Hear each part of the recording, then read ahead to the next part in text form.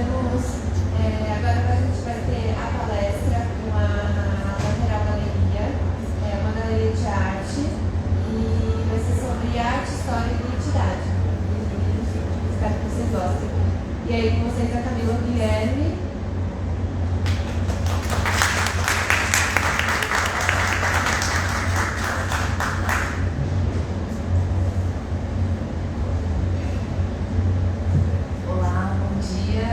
Bom dia. Bom, primeiramente eu quero agradecer o SENAC pelo convite, e é muito importante, né, a gente falar sobre arte, sobre história e identidade, que é o que a gente vai falar agora, falar hoje um pouco, compartilhar com vocês e trocar com vocês, né, porque a gente quer também ouvir muito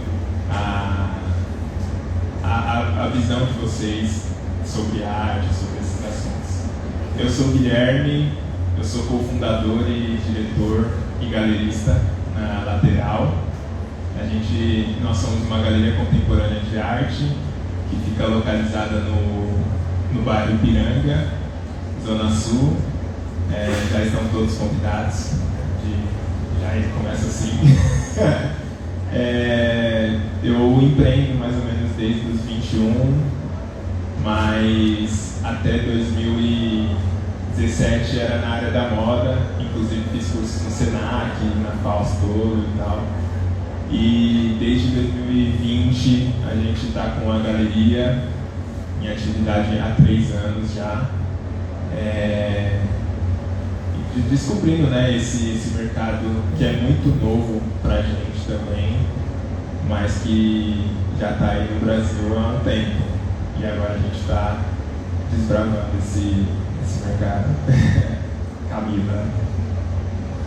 Bom, eu sou Camila, eu sou artista e cofundadora da Lateral junto ao Gui. A Lateral surgiu desse lugar, assim, eu enquanto artista precisar de um espaço para apresentar meu trabalho.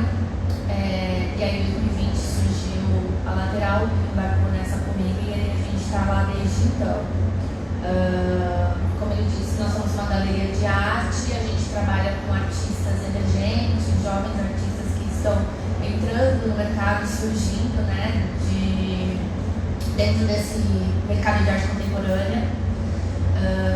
E como ele falou, a gente foi descobrindo e aprendendo fazendo, né, durante o caminho mesmo, porque, enfim, a gente não vem de uma família que tem essa cultura de visitar galerias e tudo mais. Isso partiu muito de um lugar pessoal. Nós, enfim, sempre gostamos de consumir arte, né? E sempre espectadores, entusiastas. Então veio de um lugar muito pessoal, e hoje é nosso trabalho, né? Então hoje eu tenho meu trabalho dentro da galeria junto a outros artistas. Convido vocês a me seguirem no Instagram, @Lateral Galeria, e tem todas as informações para visitar, o espaço, enfim. Mas eu acho que para a gente introduzir o tema de hoje, que é sobre arte, história e identidade, não tem como desvincular isso da proposta da Lateral, né? Eu acho que a Lateral ela tem uma característica muito forte dentro desse mercado que faz com que a Lateral se destaque, que é essa característica de entender a obra de arte não apenas como um elemento decorativo ou um elemento que, enfim, vai combinar com o ambiente. A gente traz uma proposta de identificação com os trabalhos de arte e também uma proposta de enxergar ali a história que está sendo contada e a importância de nós sermos os guardiões dessas histórias que estão sendo contadas, e que aquela obra de arte também vai estar contando a nossa história. Então isso é uma coisa que a gente discute muito dentro da galeria, e é algo que a gente sempre aborda com quem visita, em todas as aberturas, porque é algo que a gente realmente percebe que é fundamental na hora de visitar esses espaços e considerar comprar uma obra de arte, né? Porque para muita gente isso é tão distante, né? A gente também percebeu isso. essa distância, né, de galeria de arte, aquela instituição, galerista, o artista, e arte não é pra mim, arte eu não entendo. Então a gente foi compreendendo quais as nuances para as pessoas se identificarem e perceberem que aquilo é sim para elas. A nossa natureza humana precisa de arte, né? A gente precisa de arte para sobreviver, né? Porque a vida não basta. E, enfim, se você quiser complementar, né? Mas para introduzir o tema, é isso assim, que a gente aborda muito na lateral. Essa importância de identificação e o reconhecimento da história dentro dos trabalhos de todos os artistas. Né? Sim. A gente fala muito que cada obra de arte, né, ela conta a história tanto do período que ela foi pintada, quanto do artista e principalmente do espectador, né, de quem está de frente para a obra. Porque a gente fala que as obras elas proporcionam um autoconhecimento também, porque à medida que a gente confronta ou aprecia uma obra, aquela obra é como se fosse um espelho sem reflexo, que na verdade reflete o nosso interior, né? Porque as interpretações que a gente vai fazer das obras, se a gente não é técnico, se a gente não tem que ter um olhar técnico, se você não é curador, se você não é um crítico, professor, se você é só um espectador, o olhar que você tem que ter é um olhar de sentir, você olhar para a obra e perceber o que você está sentindo ali, perceber quais são as emoções que aquela obra te provoca. E isso é um trabalho de autoconhecimento, né? Porque você vai começar a se questionar, tipo, por que essa obra me incomodou? Ou por que essa obra me trouxe paz? Sabe? Por quê? E isso provoca a gente para se autoconhecer. E não tem nada, eu comecei terapia há uns 5 anos, é recente, mas não tem nada mais poderoso do que o autoconhecimento, né? E quando a gente se autoconhece, a gente conhece a nossa história, a gente pode contar a nossa história e também mudar a nossa história, né? E através das obras de arte, né, da arte em si, a gente consegue contar a nossa história sendo artista ou sendo colecionador também, porque quando você olha a coleção de uma pessoa, você vê parte da história dela sendo construída e sendo contada, tem cronologia, tem várias camadas, né?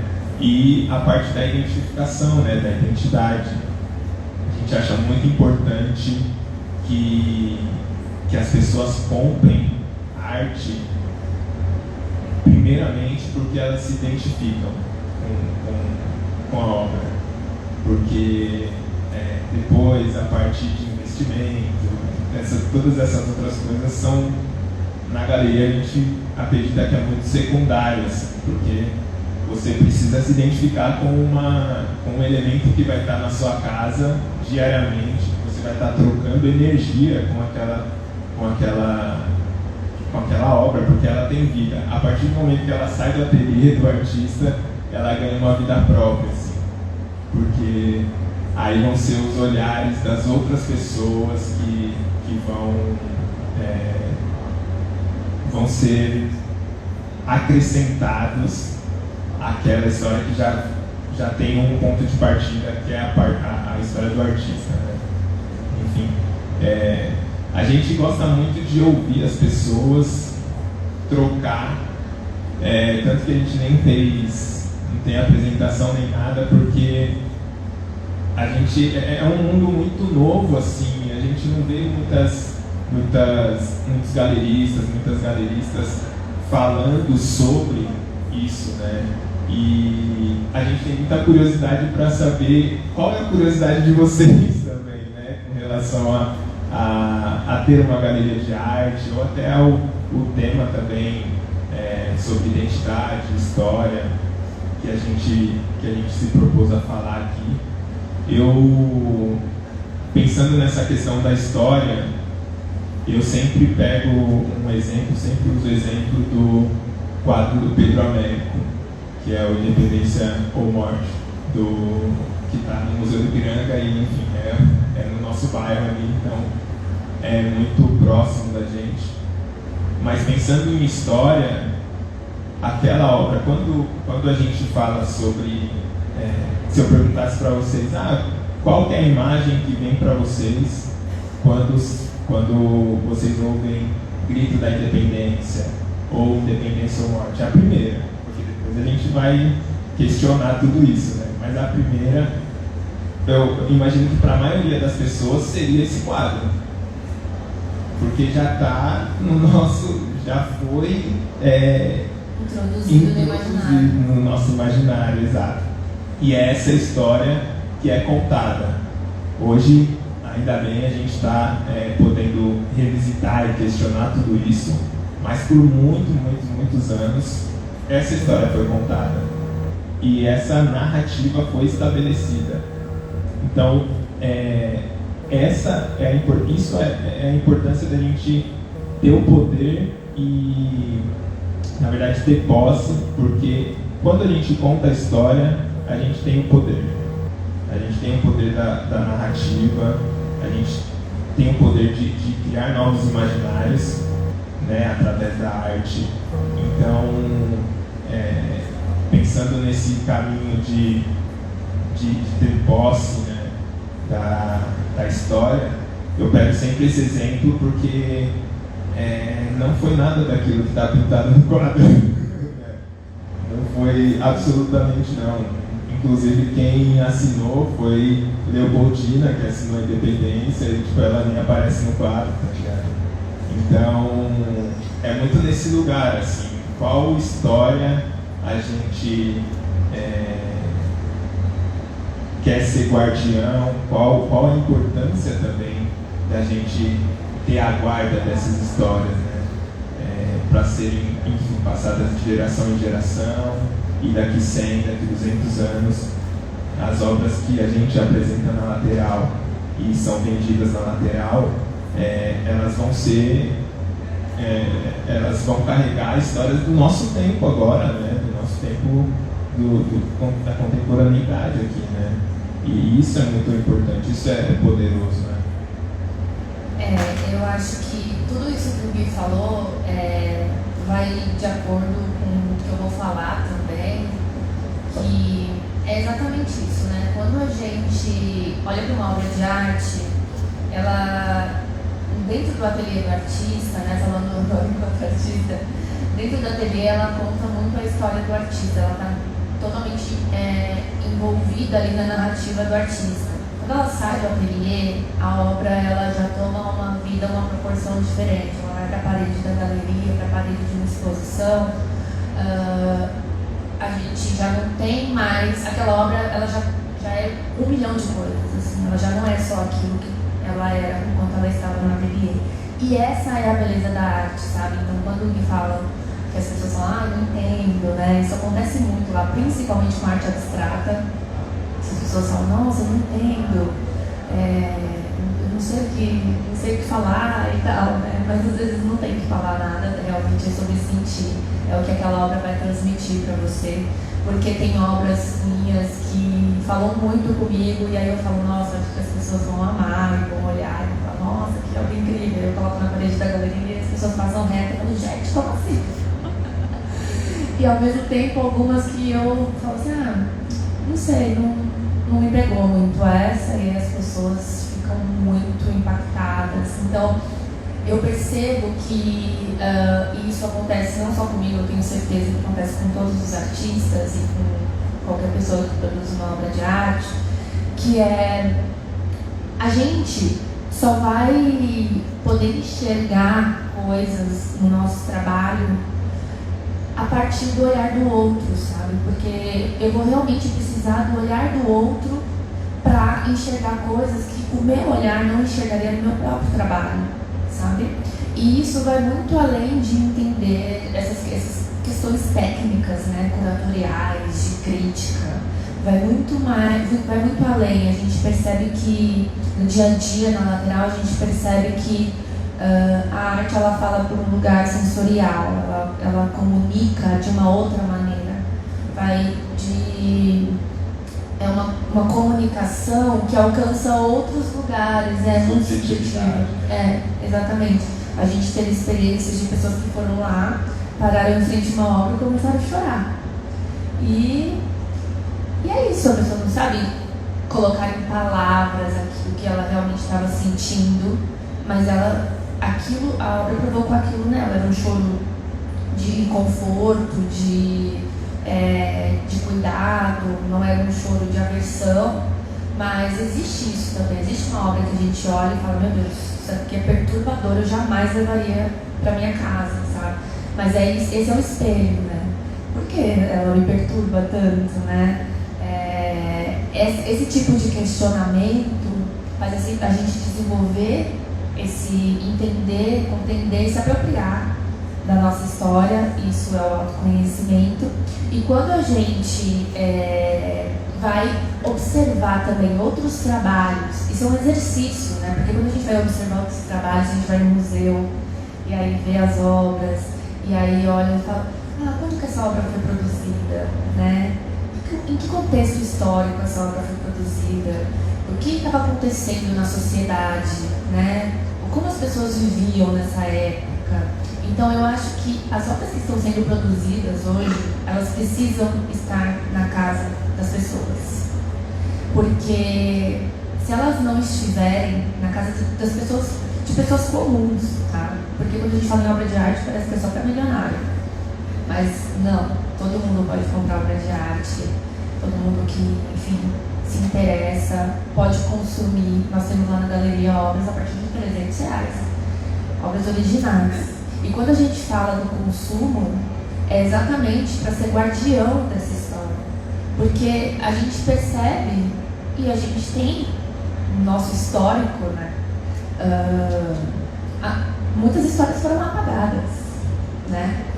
E porque elas estavam na posse sempre das mesmas pessoas com os mesmos poderes.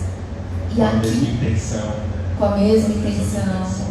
Então, só um lado da história sempre foi contado. E hoje a gente percebe que pode mudar esse caminho, sabe? A gente pode mudar a direção dessa história e ter essas obras, essa história sendo contada na casa de muitas pessoas, e essa história vai estar se repetindo, que elas não vão conseguir apagar. Isso é muito valioso. Sim, principalmente, por exemplo, eu pego o exemplo da pandemia, né? Muitas pessoas começaram a produzir na pandemia, e a arte na pandemia, e, enfim, artistas que já tinham uma carreira em andamento continuaram, mas é um marco, né, na humanidade, a pandemia. E tem muita obra que fala sobre isso, que daqui 100, daqui 200 anos, como eu falei, vão ser obras que as pessoas vão olhar, vão falar sobre a história, né? Vão olhar e pensar, nossa... Isso é um recorte histórico, né? Esse é um recorte histórico que está ali contado ali. E também quando a gente fala sobre essa questão das histórias que foram apagadas, principalmente falando de pessoas pretas, assim, né, que é o nosso contexto aqui, isso pega muito pra gente, né? Porque é difícil a gente saber qual foi a nossa história para além da escravidão, que é a história que contaram pra gente, sabe? E hoje está sendo, muitos artistas estão falando sobre isso, brancos, pretos, enfim. Isso são assuntos que são explorados e investigados, novas histórias estão sendo contadas, e essa é a importância de todo mundo consumir essas histórias que acham importante serem replicadas, né? Terem essa longevidade. Porque, como a Camila falou, se eu tenho posse de uma obra de arte que conta uma história que talvez eu não queira que seja, que tenha continuidade, que seja falada sobre, eu vou guardar, eu vou esconder, eu vou queimar, porque se está sob minha posse, né, se eu comprei, enfim, é minha, né? Hoje tem se falado sobre direito, né, da produção do artista e tal, mas ainda vejo que é muito incipiente essa discussão. Então, no contexto geral, se você compra, é seu. Então você pode fazer o que você quiser com aquela história, com aquele produto, né? Porque a galeria é um espaço comercial, a gente vive de venda de obra de arte. Então a gente tem que vender. No final do dia, a gente tem que dar o resultado ali, tem que lucrar, é uma empresa com fins lucrativos. A diferença é que a gente trabalha com um produto que carrega muita simbologia, né? Tem muita simbologia, muita subjetividade nas artes, né? E quando a gente fala de subjetividade, isso é inerente à existência humana. E aí por isso que a gente reforça que é para todo mundo, sabe? No começo a gente recebia muitas mensagens perguntando quanto era para entrar na galeria, o valor do ingresso e tal. E é gratuito, a gente nunca, nenhuma galeria cobra para entrar. E as pessoas estão muito distantes disso, então a gente busca fazer essa aproximação, mas uma aproximação mostrando aquele espaço como um espaço realmente, é uma galeria de arte, longe de ser um espaço independente ou uma casa de cultura, sabe? Para as pessoas se introduzirem nisso e entenderem que elas podem transitar e ser agente dentro do mercado de arte contemporânea, né, brasileira. E que isso é de extrema importância, porque a gente, é isso, né? A gente entende que não é pra gente, né? Mas é sim. E quando a gente alcança essa possibilidade, a gente vai se apropriando da nossa história de uma maneira que a gente não... é uma segurança que a gente tem da nossa existência enquanto ser humano mesmo, isso qualquer pessoa. Porque assim, para você levar uma coisa tão para sua casa, que é um espaço tão íntimo, né, você tem que, no mínimo, se identificar, você tem que olhar para aquilo, alguém tem que falar com você em algum grau, em algum nível. E qualquer pessoa pode ser tocada por uma obra de arte, ela só precisa ter a oportunidade de acessar essa obra de arte. Então, a gente se vê muito nesse lugar, né, dentro da galeria, assim, porque a gente recebe muitas pessoas que muitas vezes estão pela primeira vez dentro de uma galeria de arte, muitas pessoas que se veem pela primeira vez na possibilidade de adquirir uma obra, ou de visitar uma feira de arte, ou de conversar com um artista numa abertura, de conversar com galeristas. Eu acho que isso que o Gui falou, de a gente ouvir vocês, um pouco disso, porque a gente percebeu também que existe muita curiosidade, porque é isso, né? A galeria, aquela instituição lá longe, o galerista é uma entidade que ninguém sabe quem é, o que faz, e o artista lá no ateliê, recebendo a luz, né, da criatividade, criando, né? Ninguém, né, não é trabalho, né? Ninguém trabalha. É tudo inspiração. Mas aproveitem então que a gente está aqui para fazer as perguntas, podem tirar todas as dúvidas, não tenham vergonha, a gente vai responder com o maior prazer. Alguém tem pergunta? Eu tenho uma. Alguém pode ter? Vou fazer uma. Como eu sou arquiteta, estou inserida um pouco na área das artes, alguns projetos.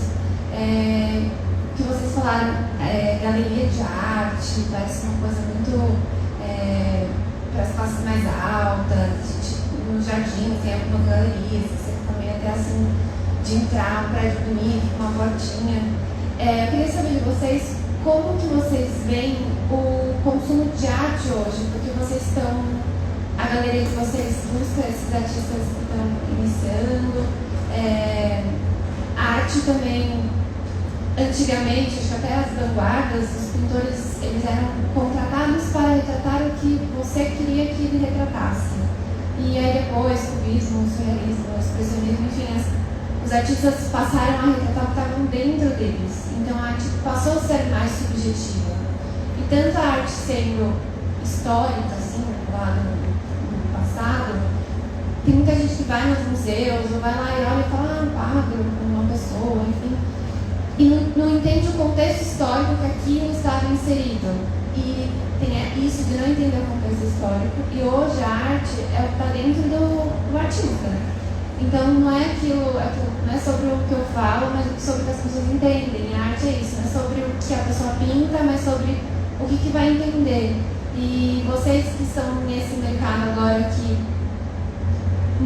mostra que a arte é mais democrática, como que vocês veem esse consumo de arte? Porque está chegando para nós, para todas as pessoas, não só para quem tem dinheiro para pagar, para comprar arte como investimento, mas comprar arte como um sentimento, né? Como que vocês veem isso hoje em dia? Lá na galeria, a gente,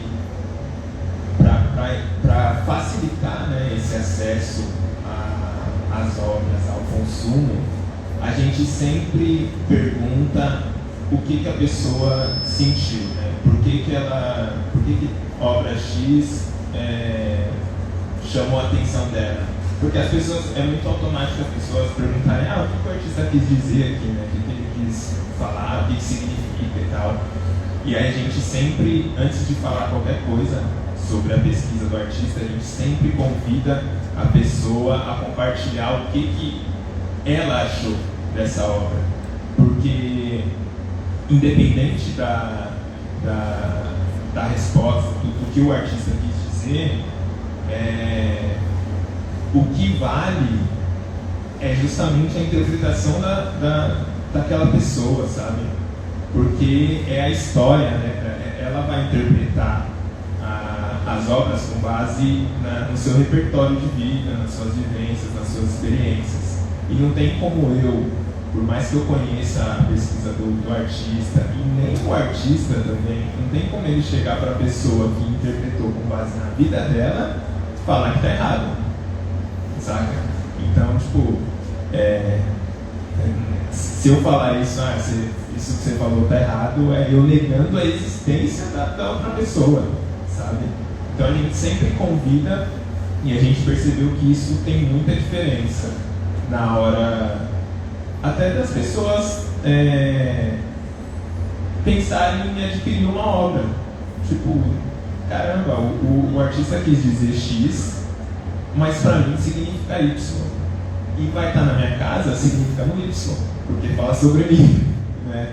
Então a gente viu que é muito, isso aproxima muito essa possibilidade mesmo do consumo, porque ficava muito uma coisa, e eu acho que essa cultura, né, dessa interpretação, dessas possibilidades e tal, vem muito da educação artística na escola, pelo menos na minha formação. Não era falado, se eu fizesse um círculo e era para fazer um X, o meu trabalho ia estar errado, sabe? Mas e se o X para mim é um círculo? É muito subjetivo isso. E na minha formação não teve essa educação artística de compreender as possibilidades que a arte me proporciona. E eu, assim como eu, muitas pessoas passaram por essa experiência. E isso cria um afastamento de quando você vai num museu, vai numa galeria de arte, você procura entender, porque você foi ensinado a entender e não a sentir, saca? eu acho que na galeria a gente busca quebrar todos esses estereótipos, paradigmas da arte, porque é sobre pessoas, né? A arte é sobre pessoas, é sobre o que foi sobre o que a pessoa sentiu.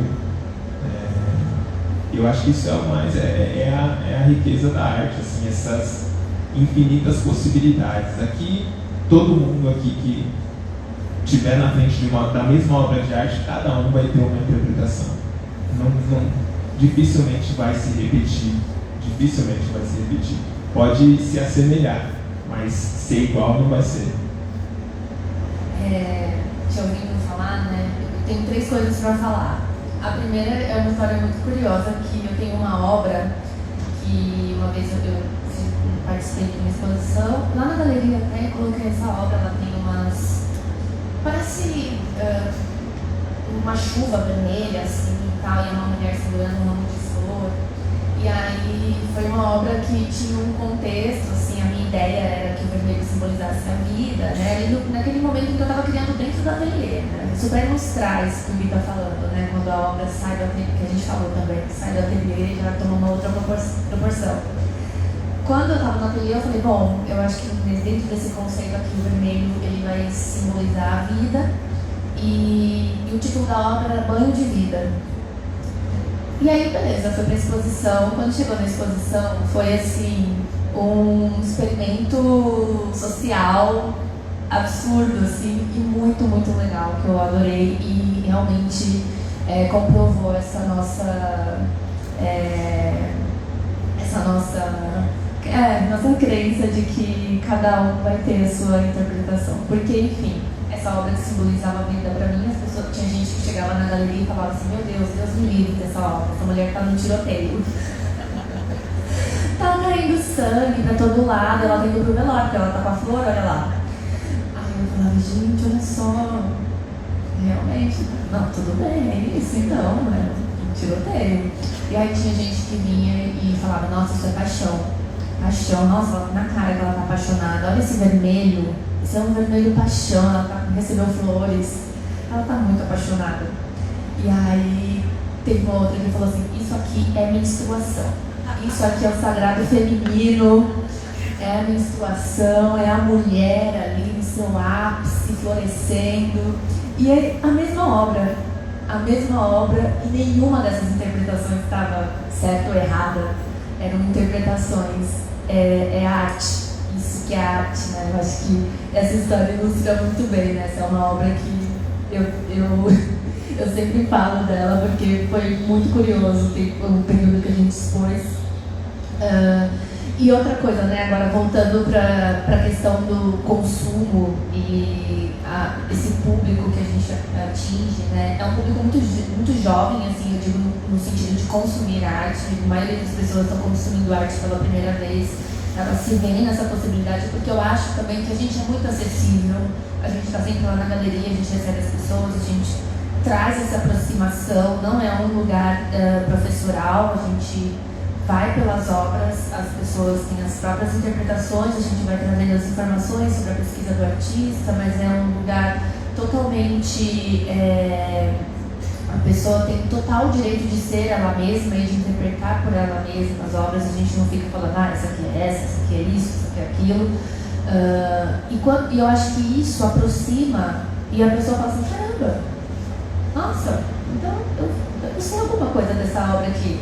Nossa, então essa obra aqui, eu que falei dela, né? E porque se a gente fala o que o artista quis dizer, a pessoa fala assim, nossa, entendi tudo errado. Então a gente ouve primeiro o que a pessoa tem para falar, e aí a pessoa fala e a gente vai entendendo como aquilo se encaixa dentro da pesquisa do artista, porque sempre vai dialogar. São sempre pessoas, né? E uma outra tecla que a gente bate quando a gente vai falar do consumo de obra de arte e que falar que todo mundo pode consumir obra de arte, é quando a gente traz principalmente uma analogia ao consumo, de que para você comprar uma obra de arte é muito importante, e esse é um exercício que a gente faz na galeria, né? das pessoas compreenderem o valor da obra de arte.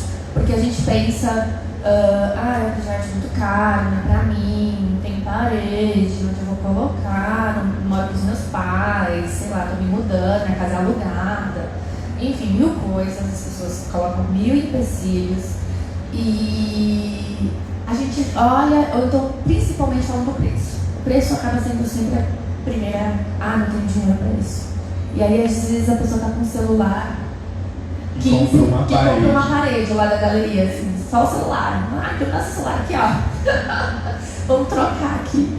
E aí a gente percebeu que a questão do consumo de obra de arte não é o preço, porque tem obra com um preço super acessível, super funciona, que parcela, é muito possível.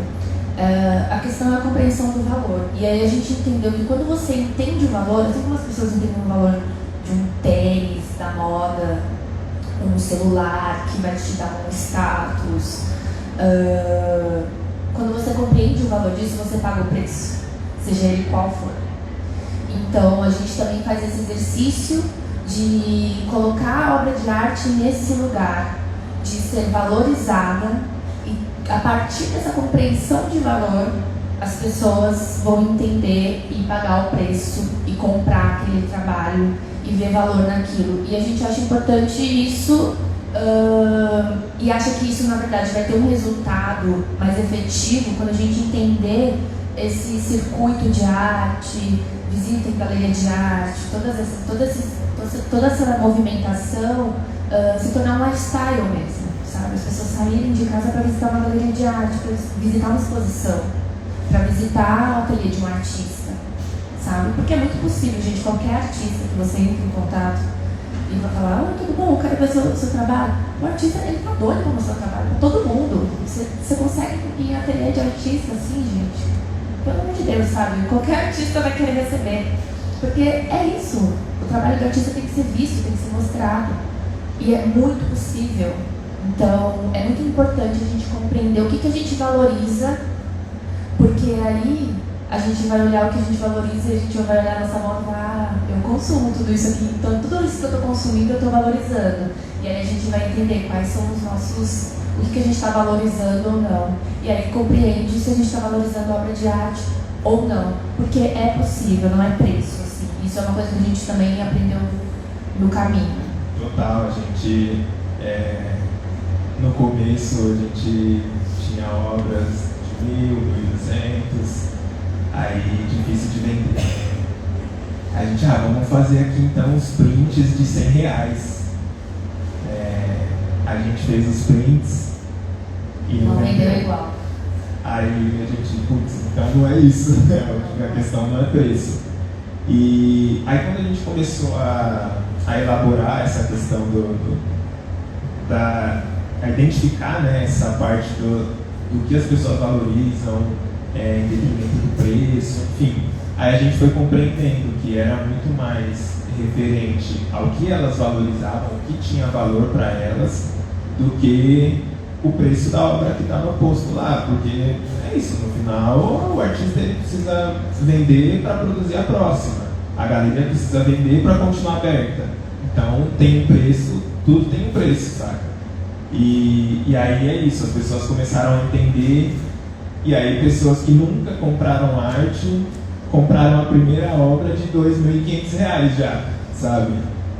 Porque ela viu o valor que aquilo tinha para ela, assim. E é isso, não que, enfim, é como a Camila falou, tem obras de 300, 350 e tal.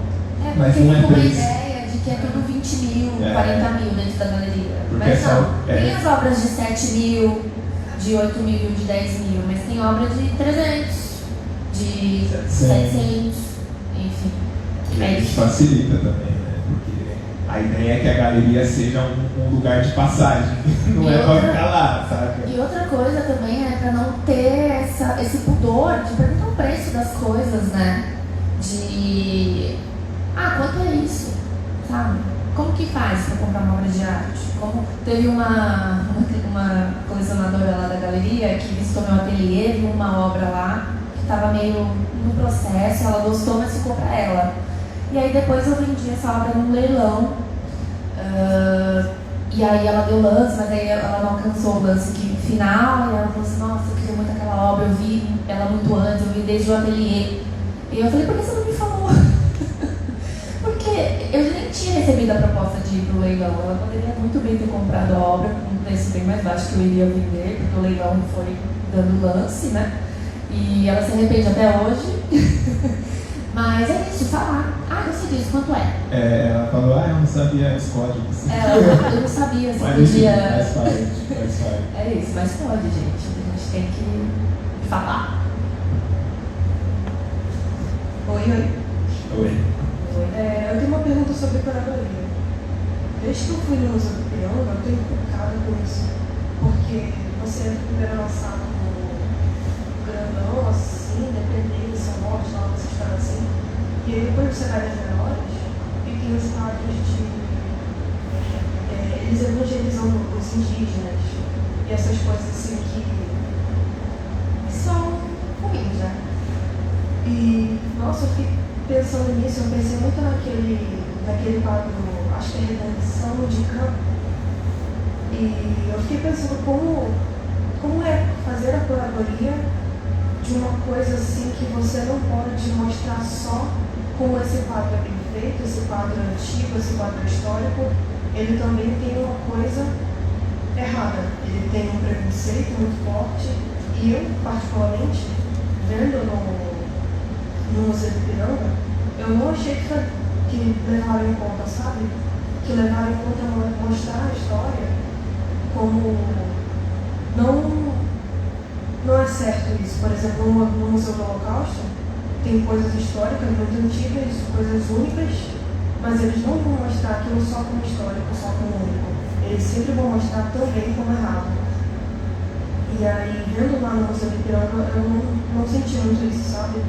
De mostrar esse lado da história, de evangelizar uma pessoa que tem uma outra religião, isso não está certo, sabe? Você impor a sua religião, isso não está certo, não importa a época, não importa o que aconteceu.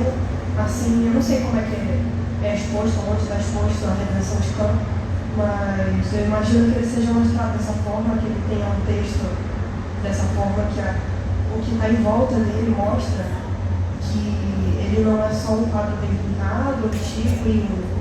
Ele também mostra algo que hoje a gente tem que ver como errado e entender a história que ele passa como errada. Porque ele não foi pintado, eu acho. Que não foi pintado no sentido assim,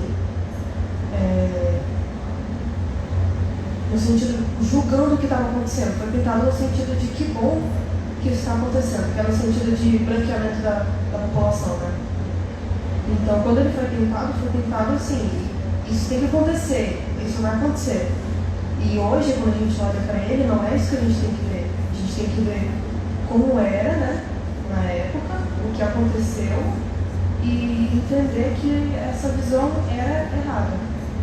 Então, eu queria perguntar como é fazer a curadoria desse tipo de coisa. Sobre essa questão do certo e errado, né? A gente falou aqui que não tem certo e errado, e eu acredito que para muitas pessoas esse quadro está certo, sabe?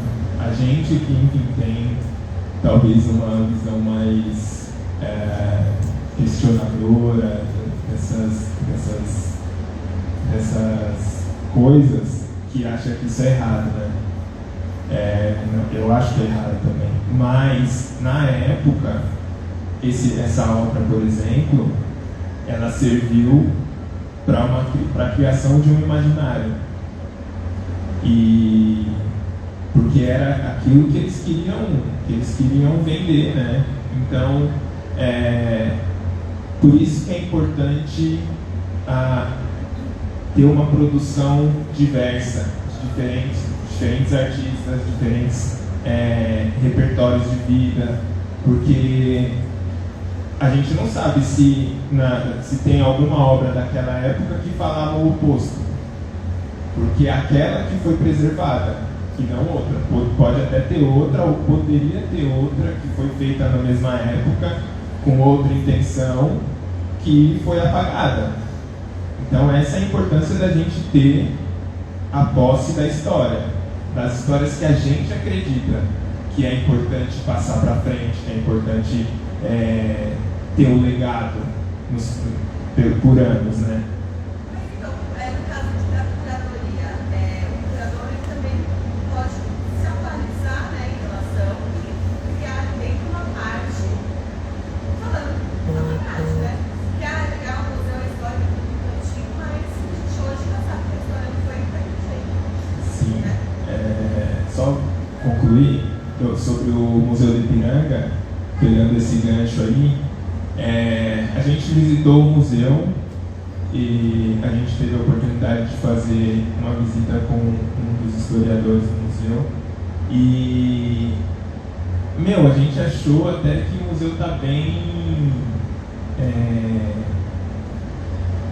questionador, assim, questionando essas obras que foram pintadas lá atrás, porque eles contextualizam também, né? Tem os totens e tal, tem essa contextualização sobre a intenção que foi pintada, qual foram as referências.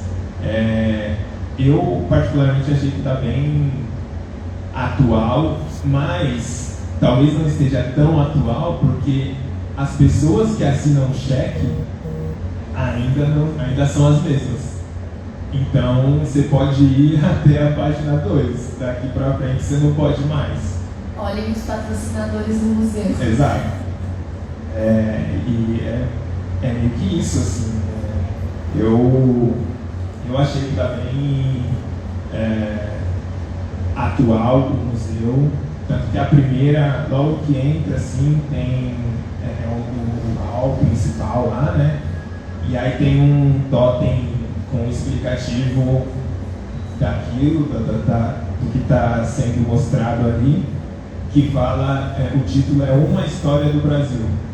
E esse uma já diz muito, né? Porque é uma das histórias que estão sendo contadas. E aí no texto eles explicam um pouco mais sobre isso. Mas é patrimônio, né? Aquelas estátuas, aquelas obras são patrimônios, contam história. É importante a gente revisitar a história e nada garante que daqui a 200 anos lá, a geração lá de 200 anos olhe para a história que a gente está contando hoje e fala, nossa, eles questionavam isso aqui, nossa, que estranho, sabe? Que a gente seja questionado também, porque o tempo passa, né? As coisas mudam. E hoje a gente está fazendo revisitando essa história e contando de por outras perspectivas que existe essa possibilidade do questionamento, né? Tipo, por que a redenção de Cã foi pintada? Com qual intenção? Qual que era o momento? Mas isso não pode ser apagado, porque se isso for apagado, não existe esse questionamento, porque não existe o que questionar.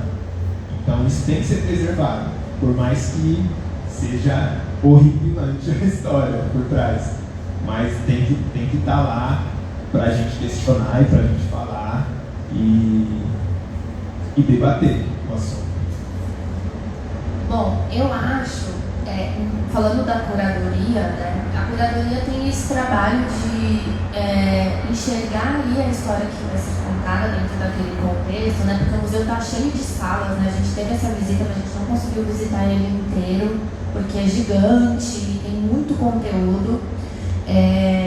E a curadoria, ela faz essa seleção dessas obras, dessas histórias que vão sendo contadas ali, mas é um trabalho para ter esse tipo de questionamento e toda essa discussão, é um trabalho em parceria com o educativo, né? Então, o educativo do museu também tem que agir nesse lugar de contestação, de questionar e tudo mais, né? O que eu acredito que deva acontecer, mas não na proporção principalmente na proporção de visitas, né? Todas as vezes que a gente passa ali no parque, a fila está gigante, o que é muito positivo, mas ao mesmo tempo a gente também vive numa sociedade onde o academicismo ele é muito presente e massacrando muitas pessoas que acabam se sentindo ignorantes diversas vezes. E isso inibe a pessoa de ler um texto curatorial, inibe a pessoa de ver ali o totem, o que vai ser falado, o que vai ser discutido. Isso é uma preocupação que a gente tem na galeria também quando vai desenvolver os textos curatoriais.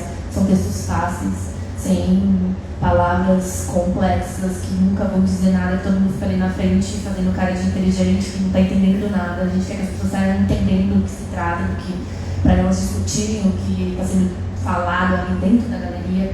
E às vezes eu percebo isso em museus, que existe esse distanciamento.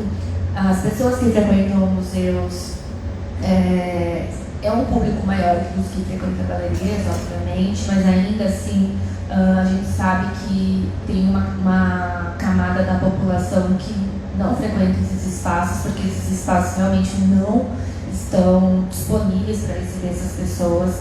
E eu acho que isso são códigos também, sabe? O texto difícil, o totem ali, claro, é muito tecnológico, é muito bom, é muito importante que tenha, mas enfim, tem pessoas que nunca viram um tablet na frente e tá indo ali no museu porque é de graça naquele dia, enfim. Teve uma situação que quando a gente estava na visita, que foi muito interessante, eu achei, né? Que a gente estava vendo lá a parte da invasão, né?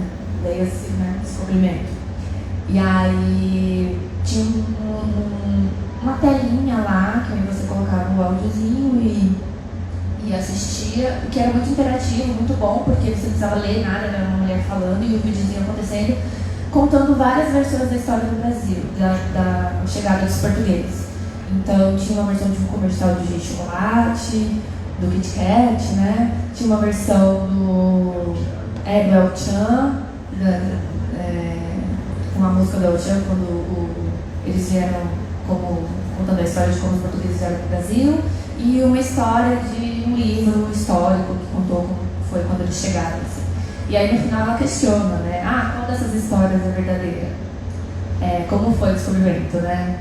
Aí ela fala, todas podem estar certas ou todas podem estar erradas, ninguém sabe, ninguém estava lá.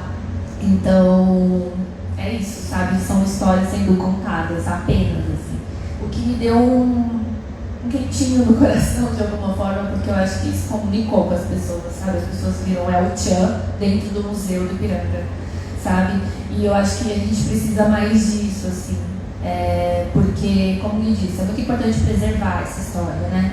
Estar lá, aqueles bandeirantes, estar lá, aquelas pinturas absurdas que parece que a gente estava até conversando no dia da visita e o historiador falou assim, nossa, a gente vê, né, em outros países, a Revolução Francesa e tal, todas essas revoluções que tiveram sempre muita luta, muita guerra, muita, né, luta mesmo pelos direitos, pelas suas intenções ali em relação ao que se está guerreando e tudo mais. E quando a gente vai ver a história do Brasil, né, dentro desse contexto de artes plásticas, assim, é tudo muito pacífico, né? Os indígenas chegaram e falaram, oi, tudo bom, portugueses, entrem aqui, queridos. Sabe, uma coisa totalmente amigável, não existe nem quadro, assim, de conflito, de resistência dos indígenas, em momento nenhum, né? Eles estão sempre ali de pé, sabe, prontos para servir, assim, é uma coisa, foi a história que ficou, né? Exato, é o que foi preservado. Foi o que foi preservado. E aí eu acho que a oportunidade que a gente tem é isso, de fazer esse caminho contrário. É um trabalho a longuíssimo prazo, talvez a gente nem veja o resultado disso, mas quem vê, quem tiver acesso ao resultado disso, com certeza vai estar uns passos à frente da gente aqui, né, na contemporaneidade, que está tendo que lidar com coisas que às vezes a gente pensa, meu Deus, é 2023, eu estou na era medieval, né? Então, eu acho que é isso, assim. Esse é o poder da arte na criação de imaginário, né? Todas essas pinturas, elas foram feitas e muitas vezes encomendadas, como você falou, com uma intenção. A redenção de Cã é isso, né? Brasil querendo mostrar para o mundo como estaríamos no futuro, né? Então eles entenderam que não adiantava falar, não adiantava fazer qualquer outra coisa, eles tinham que criar uma obra de arte que representasse aquele futuro do Brasil, e eles sabiam o poder que isso tem. Então acho que a gente precisa ficar atento a isso e perceber que isso tem muito poder e que a gente pode acessar. E tá só tá sendo questionada hoje porque a gente, muitos anos depois, porque agora tá entendendo essa subjetividade na arte, sabe? Porque até então era o que era visto. Lá no museu tem uma obra que é essa chegada, né, dos portugueses e tal, e aí ele foi explicando pra gente as camadas ali da obra, e ele falou, a gente precisou contextualizar, porque a gente percebeu que as pessoas olhavam isso, ficavam tipo 2, 3 segundos e passavam.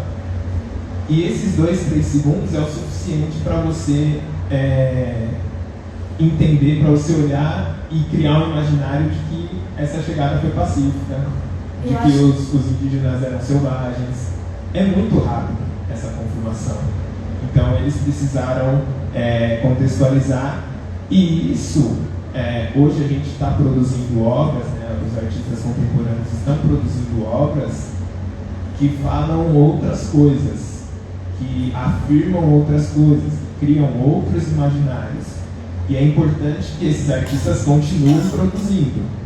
E para continuar produzindo, eles precisam vender, eles precisam desse sustento. Né? Isso, né, que você falou dos 3 segundos e tal, se eu não me engano, ele tinha comentado com a gente, né, que eles fizeram um estudo de quanto tempo as pessoas ficam na frente de cada obra do museu. E era isso, não chegava a 5 segundos, assim, na média. E então a gente percebe que o museu pode estar ali, ele pode contextualizar, ele pode ter o educativo, ele pode ter tudo, assim. Mas a construção social, quando a gente fala do sistema, é muito importante também. A presença dessa educação questionadora desde o início, né? Porque a gente vai para a escola, a gente senta, a professora fala a verdade absoluta, a gente vai embora e aquilo é assim, né? E isso resulta nas pessoas 5 segundos no museu, assim, na frente das obras do museu, sabe? Então acho que também é algo que a gente pode resolver com o educativo ali no museu e tal, mas eu acho que a gente não vai estar indo na raiz do problema, né? A gente vai estar dando ali dando uma remediada na situação, mas é muito importante olhar para a raiz do problema, assim, porque é exatamente isso, assim, existe um projeto que faz com que essas pessoas, quando estiverem na fase adulta, chegarem no museu e passarem até no máximo 5 segundos na frente de uma obra de arte que está contando uma história que, se a pessoa tiver um olhar crítico, isso ameaça, né, os interesses dessas pessoas que constroem essa ideia de que, enfim, eu acho que, na verdade, a questão é que a gente entende o poder do conhecimento, né? Uma vez que você vê uma coisa, você não consegue dizer. Uma vez que você aprende uma coisa, que você descobre uma coisa, você não consegue voltar. Então, eu acho que quem está no lugar de poder, de tomar decisões, assim, dentro da nossa sociedade, sabe muito bem disso e articula todos os mecanismos da sociedade para que isso não seja desenvolvido, porque realmente, se todo mundo, né, sentar, olhar e falar, peraí, deixa eu olhar as coisas. Questionar, né? Exato. Só questionar, né? Eu acho que não precisa nem ter muito pensamento crítico, é só um questionamento, assim, para muitas perguntas que vão ter respostas totalmente descabidas. Isso pode ser uma verdadeira ameaça para essas pessoas, né? Então, eu acho que é um projeto que vem de muito antes, sabe? Por mais que o museu tenha a melhor das intenções, né, os profissionais, assim, né, os historiadores, enfim, eles se preocupam muito com isso, mas é uma construção que vem de muito antes, né? E, enfim, talvez um dia mude. Esse mesmo historiador falou que foi muito difícil fazer muita coisa lá. Porque é isso, né? Tem os interesses, né?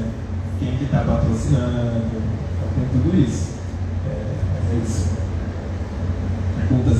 Mais alguém?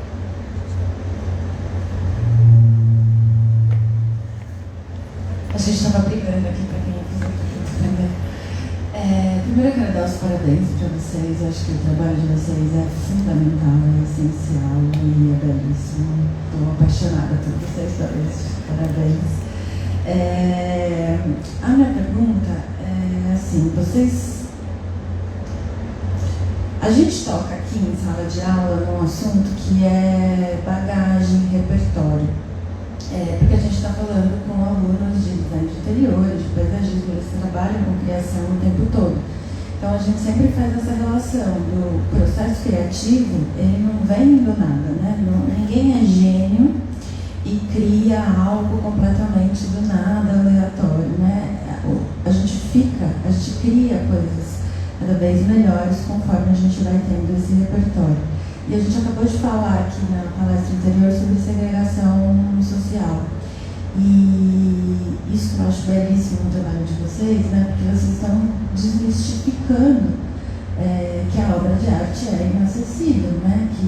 Só que a gente vem desse mundo segregado e existem muitas camadas, e a arte é uma delas, né? E não só isso, mas a gente tem também uma dificuldade de pertencimento dos lugares, né? A gente tem alunos aqui que nunca frequentaram o Parque do Ibirapuera. É um lugar público, é um lugar que todo mundo tem acesso. O MASP, a gente às vezes leva os alunos às terças-feiras, né, porque é gratuito. Então, mas ainda assim é muito pouco, né? E aí a minha pergunta é como que vocês enxergam São Paulo, talvez Brasil, esse processo que vocês estão fazendo, esse trabalho que vocês estão fazendo de inclusão, de falar de uma forma muito mais simples, porque através desse trabalho de vocês é com que a gente faz com que as pessoas se sintam pertencentes e elas falam, eu posso, eu tenho acesso, eu posso consumir esse tipo de material, eu posso consumir arte, eu posso frequentar a minha cidade, né? Eu posso ir a um museu, eu posso ir a um parque, que parece óbvio, né? Mas é isso. Ouvindo você falar, agradeço, né? Enfim, é muito bom a gente ouvir isso, entender que a gente tem esse papel mesmo, assim, de trazer essas novas percepções, assim, para as pessoas. A gente fica muito feliz, de verdade. E você falando, me veio uma coisa na cabeça, né? A gente, claro que são várias camadas e situações e, enfim, várias coisas que a gente passa ao longo da vida e do processo de ter uma galeria que vão construindo tudo que a gente é e faz e tal. Mas acho que no começo de tudo, a gente quis construir um espaço que a gente gostaria de estar, sabe? Como a gente gostaria que fosse uma galeria de arte pra gente. Como a gente gostaria de ser recebido numa galeria de arte. Como a gente gostaria de ser apresentado às obras de arte. A gente sempre ocupou muito a cidade, frequentou muitos os espaços, assim, e realmente tem gente que tá aí na cidade, mora em São Paulo, mas nunca foi na Avenida Paulista, né? E eu acho que quando a pessoa ela se percebe dentro de uma galeria de arte, isso já traz uma densidade, assim, de possibilidade de você estar em qualquer lugar, que isso é muito poderoso. E isso foi só... Isso no começo a gente não pensou nisso, né? A gente não pensou, vamos fazer isso para as pessoas terem coragem de estar em todos os lugares. Não, a gente só pensou em, cara, qual seria o lugar como seria uma galeria de arte que eu me sentiria bem, sabe? Como seria uma galeria de arte que as pessoas entenderiam os meus questionamentos, meus interesses, né? Eu acho que isso qualquer galeria de arte poderia ser, sabe? Porque basta ser acessível. E quando eu falo acessível, é acessível pessoas mesmo, sabe? Ter pessoas, né? Tem galerias que você entra e você nem vê pessoas. E isso faz diferença, porque a gente precisa de gente, né? A gente gosta de gente. Então, eu acho que é isso, assim, o nosso trabalho, ele tem esse diferencial que somos nós, a gente fala muito disso, né, que somos nós, a lateral, quando a gente fala da lateral, a gente fala de galeria de arte, a gente está falando muito da nossa perspectiva, da nossa vivência, do espaço que a gente criou, como a gente gostaria que fosse, e aí eu acho que as pessoas se identificam, porque é isso, a gente se identificando com gente, né. Eu concordo plenamente com a Camila. Essa parte desse diferencial, né? A gente, enfim, no começo fizemos mentorias, consultorias, e aí todo mundo perguntava qual é o diferencial da galeria, né? Da lateral. E aí eu ficava pensando, cara, qual que é o nosso diferencial, né? Tipo, a gente vende obra de arte, não tem um recorte racial na nossa curadoria. Qual que é o nosso diferencial, né? E aí, com o passar do tempo, com as visitas das pessoas, a gente foi entendendo que somos nós mesmo. A nossa bagagem, o nosso repertório de vida, as nossas experiências são novas para o mercado de arte, na posição que a gente está. Então, esse é o diferencial nosso, sabe? Eu acho que esse diferencial é diferente de tudo, né? Exato, de tudo que já está aí. Já está. Então, isso, enquanto não tiverem pessoas ocupando e criando esses espaços, não é todo mundo que vai criar espaço. Isso ok, porque, enfim, se cada um aqui tivesse uma empresa, como é que a gente ia sobreviver, né? Porque a gente, para você bancar a sua empresa, você tem que vender. Para comprar de outros, você tem que ter dinheiro. Mas se o seu dinheiro da sua empresa, como é que funciona? Então, isso tá ok. Nem todo mundo vai criar espaços. Mas eu acho que é super importante começar. A gente só está aqui hoje porque a gente começou um dia. A gente ficou pensando, não, esperar o momento ideal e tal. Passou 6 meses, veio a pandemia. A gente falou, realmente melhorar, eu acho que não vai, né? E aí a gente começou e foi fazendo e foi criando esse espaço, trocando com as pessoas e percebendo o quão importante é estar acessível, assim, sabe? Eu acho que principalmente porque a gente não sabia. A gente não sabia como era ter uma galeria de arte. A gente nunca tinha conhecido um galerista, sabe? Eu conhecia muitos artistas porque eu era artista e nunca tinha visto um galerista na minha vida. Quando a gente foi tentar também conectar com algum para entender como funcionava, é um mercado que muita gente se fecha e já fala, não vou compartilhar nada.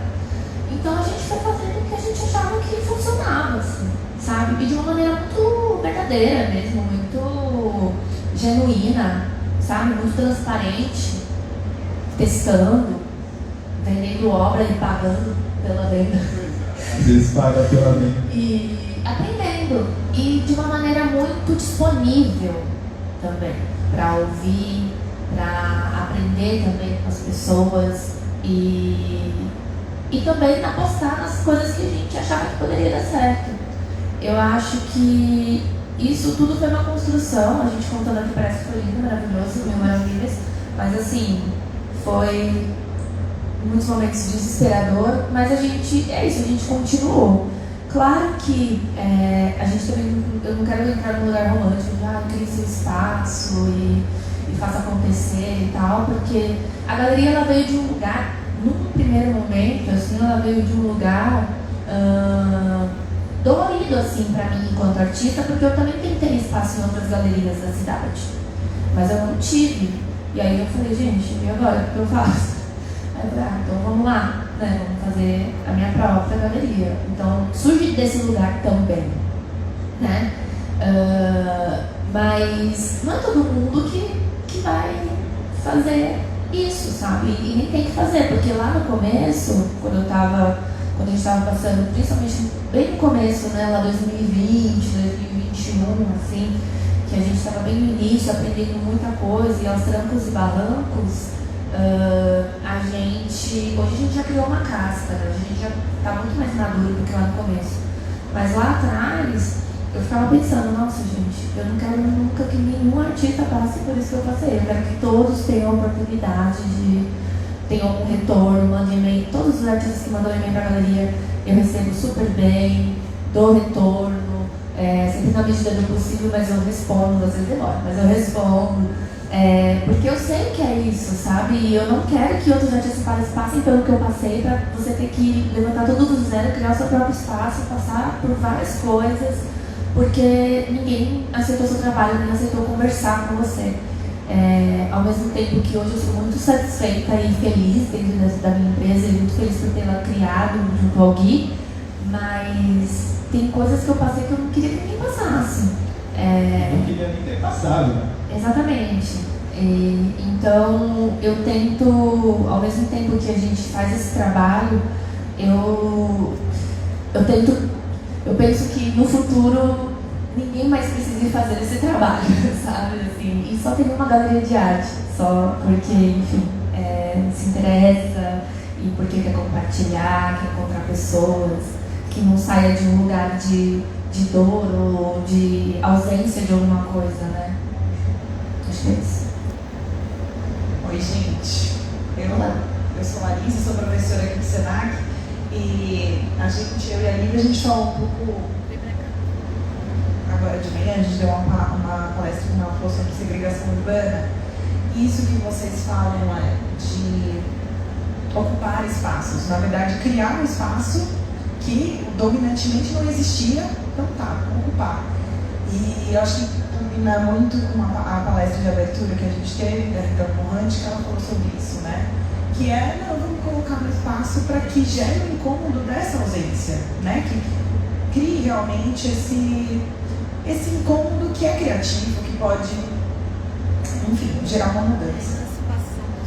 Emancipação do sujeito, né? Tipo, eu sou dono disso aqui também, né? E isso que vocês falam da arte ser algo como acessível, focado no sentimento. Achei isso lindo, porque eu sou uma pessoa emocionada que chora na galeria.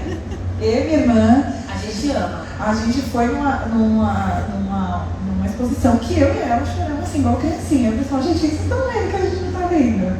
Né?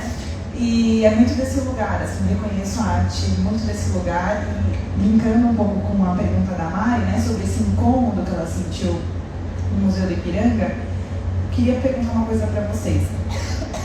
Teve uma discussão, assim, meio recente, né, de alguns países estarem, né, com movimento social para destruir monumentos públicos, né, que fazem referências a figuras escravocratas, e toda uma discussão em torno disso, de todos esses temas assim, que realmente não combina nada com o mundo contemporâneo. Mas a minha dúvida é a seguinte: como que a gente pode ocupar a cidade com arte desses povos que não foram representados nessas artes públicas? Eu não compacto com esse negócio de vamos destruir, porque eu acho que tem que gerar um incômodo mesmo. E a arte, mesmo que você fala, que nada a ver, pelo menos gerou uma reflexão do nada a ver, sabe? Eu me posiciono dessa forma. Mas assim, como que a gente pode ocupar a cidade para que os grupos diferentes se sintam representados por meio da arte urbana, né? Porque eu levo sempre os alunos no MASP, né? E a grande maioria assim, das turmas, quem já tinha vindo? Tipo, 5 pessoas, né? 6 pessoas, de uma turma grande de 20 pessoas. Então, assim, além de ter essa parte que vocês falaram, né? De toda a questão educacional, para as pessoas se sentirem, o museu é meu também, vou entrar. Ou a galeria, né? Esse exercício que vocês estão fazendo. Mas vocês têm algum projeto para ocupar a cidade com arte urbana? Porque arte urbana é ou você vê ou você não vê, né? Tipo, se você está no espaço, alguma coisa bate ali em você, né? Posso? Pegando só, acrescentando a questão que você falou, que a Rita também falou, né? Eu vou estar para gerar um incômodo e isso gerar coisas. Gera um incômodo, né? A sua presença, a nossa presença em muitos lugares gera um incômodo, mas gera identificação também. Sim. Por outro lado, né? Porque quem está se incomodando por um motivo, e é o motivo oposto pelo qual as outras pessoas se identificam. Então, olhar por isso, a nossa presença no mercado de arte gera incômodo, mas a gente percebe que gera muita identificação também. As pessoas olham pra gente e se identificam por algum motivo e se sentem à vontade, né? Sobre a questão da arte urbana, né? Da arte na rua e tal, eu acredito que o dinheiro fala, money talks. Então, a gente tenta fazer as coisas lá principalmente no Ipiranga, porque a gente já pensou, não, vamos fazer Brasil. Mas o Brasil é muito grande. Lá no começo. Já tentamos, aí a gente entendeu. Bom, vamos de repente começar pelo bairro. Então a gente tenta fazer lá, mas é isso, no final a gente esbarra no dinheiro. Porque a gente precisa de verba para fazer. A gente estava com uma proposta de começar a fazer empenas lá no bairro e tal. A gente foi em um prédio, aí a síndica, ela falou, mas como que é? Paga mensalidade, paga, sabe, vocês pagam? Aí, não paga, né, porque enfim, não tem fim lucrativo isso, é uma arte. Mas, se eu tivesse dinheiro e eu quisesse ocupar aquele lugar, eu ia falar, eu pago quanto que você quer por mês? Porque eu acho importante estar aqui. Quanto você quer por mês? É tanto? Então tá, vou fazer, vou pintar, pago, e aí a obra vai estar lá. Então, eu não acho que deva ser por esse caminho só, mas se é para fazer uma mudança rápida, tem que ter dinheiro.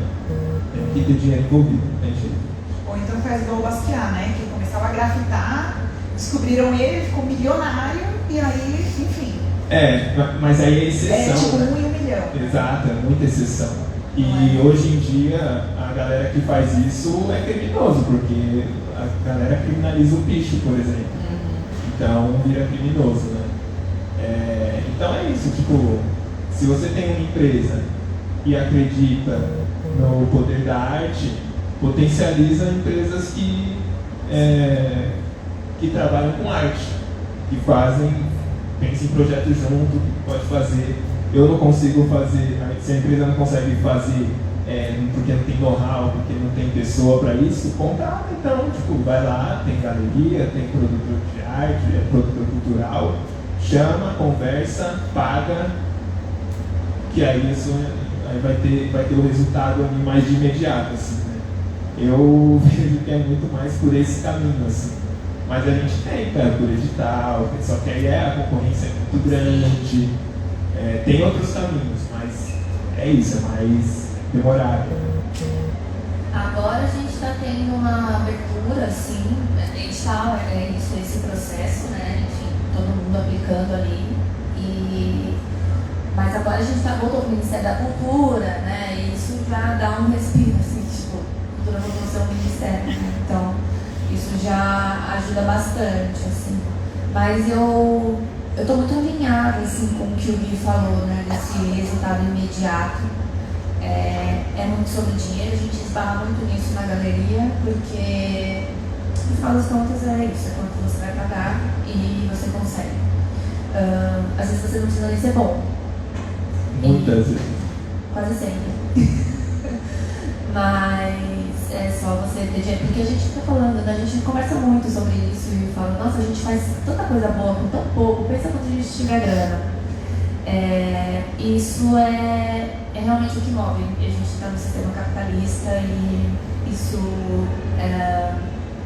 a gente percebe, a gente ouve, a gente vê isso, vivencia isso todos os dias. E aí o que eu acho que poderia causar uma mudança, mas também a longo prazo, eu acho que não seria algo rápido, mas que poderia causar alguma mudança, é exatamente a movimentação da sociedade civil, né? Consumir esses artistas, estar atento à produção desses artistas, visitar espaços culturais, consumir tudo e tudo mesmo o que a cidade pode oferecer de produção artística em todas as linguagens, desde artes plásticas e visuais até teatro, visuais, teatro, dança, música, shows, tudo mesmo, oficinas gratuitas que são oferecidas por diversos equipamentos dentro da cidade, porque isso vai demonstrar o interesse da população e isso talvez tenha alguma mudança dentro do contexto social. E outra coisa que eu acho que também pode trazer alguma mudança nisso, assim, é a gente compreender o valor da arte, né? Uma cidade com arte é uma cidade muito mais viva, né? Viva, ela é muito mais. Eu acho que é viva mesmo, ela pulsa, né? De uma acolhedora. A gente veio ali pelo Minhocão, dificilmente a gente veio pro lado de cá, né? A gente veio pelo Minhocão, vimos vários murais de artistas que a gente conhece, e são nossos amigos. E isso foi tão incrível. E são artistas, muitas vezes, que estão penando para vender trabalho, sabe? E que conseguiu ali aquele edital para fazer aquele mural, para ganhar da prefeitura, mas uma burocracia absurda. Então, é isso, as pessoas acham muito bonito, mas não sabem muito o caminho que levou para ter aquilo, e não é fácil. Então, existe uma necessidade de uma pressão social mesmo, assim, de um interesse genuíno da população civil para fazer com que isso aconteça, sabe? Com que isso gire, assim. Porque se não houvesse barulho, e um barulho em massa mesmo, sabe? Porque a gente viu o que aconteceu agora com o plano diretor, né? Teve algum barulho, mas não foi o suficiente. E o Guilherme fala que o barulho foi esse aqui. O barulho foi esse, né? E no final das contas, realmente, é isso, assim. A gente jogar com as armas que a gente tem, sabe? Tem muita gente que tem condição financeira, inclusive, que tem um posicionamento dentro da elite paulistana que poderia se movimentar na direção disso que a gente está discutindo aqui, do que a gente acredita, mas que se isenta, que não se posiciona, que não se movimenta. E aí, quando eu falo também de valorizar a arte, é valorizar tudo, gente. Sabe o cantor do metrô? É isso, assim, porque é engraçado, né? Todo mundo vai pra Nova York e fica tirando foto do povo no metrô, tocando guitarra, saxofone e tal. Nossa, que engraçado, porque quando cantor aqui no metrô, ninguém nem olha na cara, né? E aí tá lá pra você não ajudar financeiramente essas pessoas. Não vou ajudar nunca pra ver se precisa de dinheiro, como que eu vou contribuir para que esse artista continue aqui produzindo. Porque aí, se não tem artista, gente, o artista é a base de tudo. Se não tem artista, não tem mais nada. O mercado de arte, as feiras, as galerias, os centros culturais, tudo só existe a partir da existência do artista. É ele quem produz a arte. Sem ele, não tem mais nada disso. Então a gente precisa olhar para essa base da pirâmide e fomentar de todas as maneiras que a gente pode. E eu acho que isso pode ser um caminho, mas como eu disse, a longuíssimo prazo. Lá na galeria, a gente, enfim, por não termos referências, né, anteriores, a gente cria as nossas coisas do nosso jeito. E na galeria, agora, a gente está com um programa de patrono, por exemplo, que é tipo, é isso, você não pode comprar uma obra, mas se você gosta, você pode assinar e participar do programa de patrono, que é por um valor mais baixo, e aí você possibilita que a gente continue nosso trabalho, além de fomentar, fazer tudo isso que a Camila falou. Você está fomentando a cultura, você está fomentando a arte, sabe? Você está investindo nisso, né? Você está sendo um agente ativo ali dentro desse mecanismo da arte contemporânea, né? E isso é fundamental para que esses trabalhadores da cultura continuem. Exato, então é isso. A gente criou esse programa, eu só vi isso em museu, nós não somos um museu, mas é isso. Então aí, fazendo coisas novas, né? Propondo coisas novas também. A gente tinha falado, esse é um programa que geralmente tem em museus. Mas aqui nós somos a primeira galeria, então a gente gosta de ser vanguarda. Nossa, a galeria é nossa, então a gente faz o que a gente quiser. Mas o fato do nome da galeria de vocês ser lateral é muito simbólico, né? Não é vertical, é lateral. Então, Nossa, na verdade também, a gente nunca olhou por esse lado. Olhei para esse lado, gente. Porque horizontal total, né?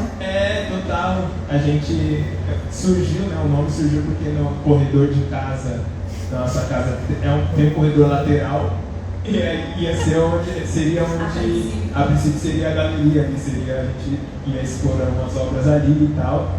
E a gente falou, lateral, né? Nada mais óbvio do que é igual título de obra lá, você vai lá no museu, tá, Mulher de Amarelo. É isso. Só para contextualizar, a galeria é na nossa casa. A gente mora numa casinha ali em Ipiranga, aquelas casinhas geminadas e tal, um sobradinho, e aí a gente tem a galeria lá dentro. Assim. Agora, na verdade, é mais galeria do que casa, a gente inclusive vai ter um ou outro, né? Mas a gente mora lá, a princípio era a nossa sala, então foi assim que surgiu. Aí veio pra dentro. Saiu do corredor lateral e veio pra dentro, a gente manteve o nome. A arte ocupou espaço mesmo. Lateral, galeria dentro, então a gente não teve lateral. Lateral. Gente, mais uma pergunta. Gente, eu acho que até o tempo já deve estar avançado, mas uma curiosidade, assim, de verdade. Falando disso de território, toda vez que vocês tocam nessa questão, a gente tem um mapeamento de como que essas galerias se distribuem na cidade de São Paulo, porque isso eu acho que sou arquiteto urbanista paisagista, então isso às vezes representa tanto e eu fico assim, será onde está, como está, ou se esses movimentos realmente estão acontecendo nesse movimento periférico ou não, como que vocês sentem ou já tem esse dado, não sei. Nenhuma pesquisa, nunca fiz, nunca acessei, mas percebo pelos CEPs mesmo das galerias que a gente conhece, que a gente visita. Então é muito concentrado em Jardins, Jardim Europa, a Barra Funda de uns 5, 6 anos para cá, tá tendo muita galeria, Vila Madalena,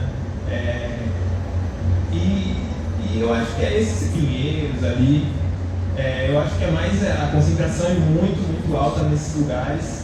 E eu imagino que é por resultado de consumo mesmo, porque as pessoas nesses lugares consomem obra de arte. Então, as galerias vão até esse lugar, porque às vezes uma pessoa passeando com um cachorro na rua, passa na frente da sua galeria e ele pode ser um cliente, entrar, comprar uma obra e ir embora. Então é muito mais rentável assim, né, ter uma galeria nesses espaços. Mas a gente acha muito importante também fazer esse movimento da descentralização.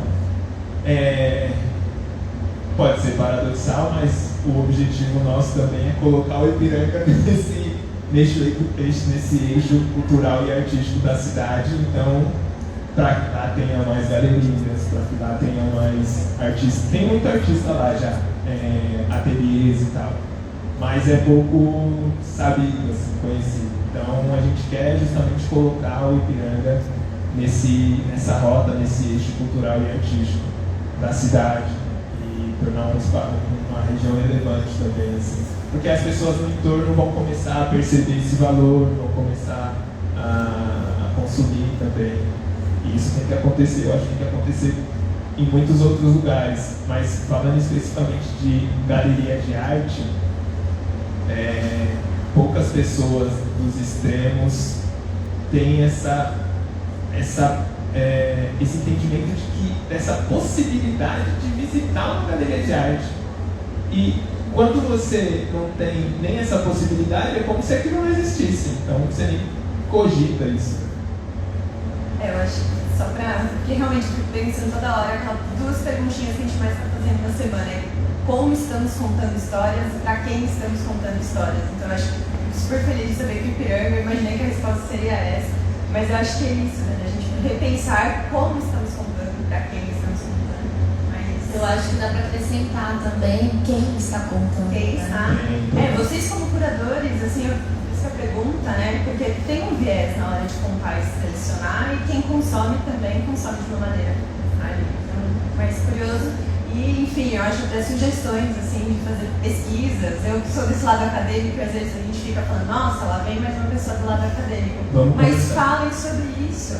Vamos Né? conversar. Porque às vezes dados mostram realidades, então é importante a gente também levantar dados, assim, acho que isso é legal. É muito importante. A gente é muito deficiente, né, nessa questão dentro O próprio do mercado. mercado. Porque às vezes não é para ser contada essa história. Exato. Não é para ter acesso. Só fazer um comentário, né? Vocês, como galeria, né, o fato de vocês escolherem um artista periférico, inserir dentro de um bairro super elitizado, já é uma super subversão, né? Na real a gente não tem esse olhar curatorial do artista ser periférico, não. Mas se rolar, já é uma subversão. Sim. Eu acho que a subversão maior são pessoas como nós. Na Temos posição uma de galeria de arte num bairro que, enfim, não é periferia, não é, né, uma comunidade. E eu acho que a subversão maior está aí. Porque as pessoas elas já olham pra gente e muitas vezes elas já sugerem mesmo que a gente tem uma galeria que só, ou é uma galeria que só trabalha com artistas pretos ou periféricos, ou uma galeria periférica. Independente ou qualquer coisa do tipo, sabe? E a gente percebe isso em muitas visitas na galeria, assim, às vezes as pessoas chegam e olham e falam, vocês, tipo, quem é o dono da galeria aqui? E somos nós. Eu acho que as pessoas se surpreendem porque às vezes elas chegam lá e tem artista branco. E a gente não tem um recorte, o nosso único critério curatorial dentro da galeria é entender a produção artística do artista dentro do mercado, se vai ter um papel relevante no sentido de ele compreender aquilo, ele ou ela compreender aquilo enquanto ofício, e as pessoas que forem visitar a galeria entenderem que aquele artista tem uma pesquisa consistente, tem um trabalho conciso, robusto e que de alguma forma pode ser um investimento ou simplesmente comprar também por um lugar emocional, mas a gente se preocupa muito em ter uma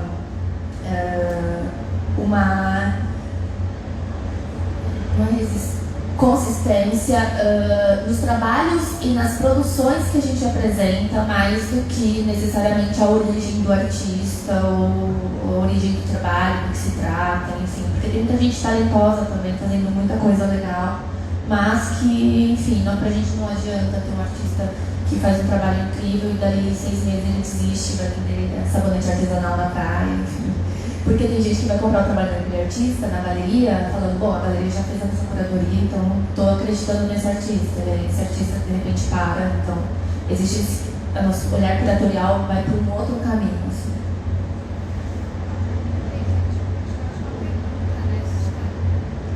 Eu fiquei curiosa com o programa de patronos, queria que vocês falassem um pouquinho mais. O programa de patronos ele é recente, né? A gente começou acho que umas 2 semanas atrás, mas é um projeto que a gente está desenvolvendo e desenhando desde 2021, justamente pensando nessa questão da inclusão, né?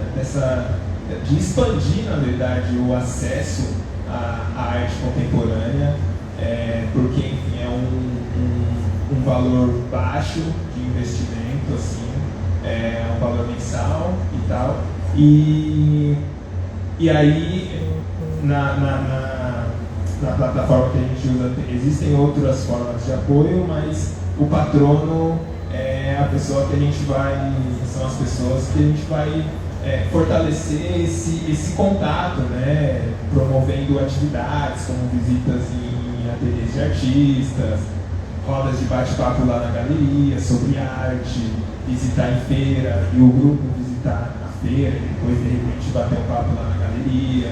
Enfim, promover essa aproximação para que essas pessoas sejam replicadores também da arte, assim, né? Porque elas vão ser impactadas ali na galeria, mas vai para a roda de amigos de outro lugar e fala, nossa, pô, tava num rolê ali na galeria, foi massa e tal, pô, vamos na próxima, ou é dessa forma que funciona e tal.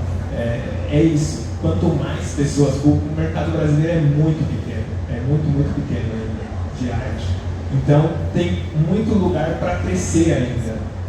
Poucas pessoas consomem, então quando as pessoas começarem a consumir e entender o valor, a tendência do mercado é aumentar, a tendência de mais galerias aumenta, de surgirem, enfim, quando aumenta o consumo, aumenta a demanda, né? Vai ter que aumentar a oferta.